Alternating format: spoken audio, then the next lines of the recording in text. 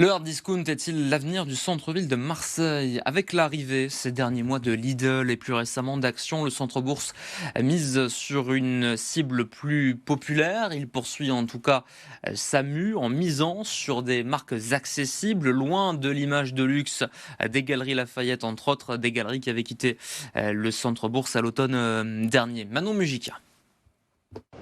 En caisse, beaucoup d'affluence.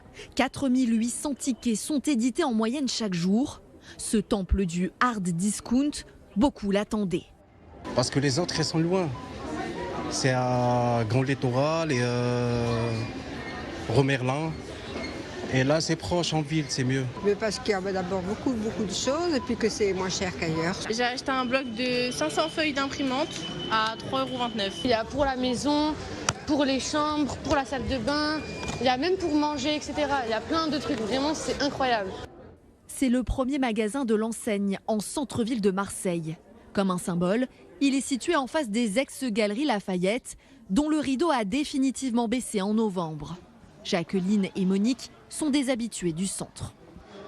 Regardez, on ne vient pas dans ce genre de magasin pour se promener, pour regarder des jolis rayons. Non, on vient parce que ça n'est pas cher. C'est vraiment la seule motivation. Ça n'a plus rien à voir avec ce que c'était, quoi. Lidl, chaussée à Normal.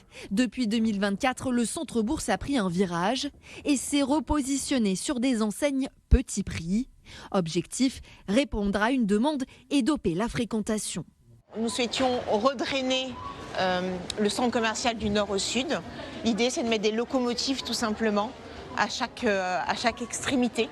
Lidl, Chaussea, Normal, qui ont contribué en effet à cette progression de plus 14% par rapport à l'an dernier. Nous espérons faire de même avec cette nouvelle implantation. Cette ligne se traduit aussi parfois par des refus. L'enseigne d'ultra fast fashion, Shein par exemple, n'avait pas été retenue pour y installer une boutique éphémère.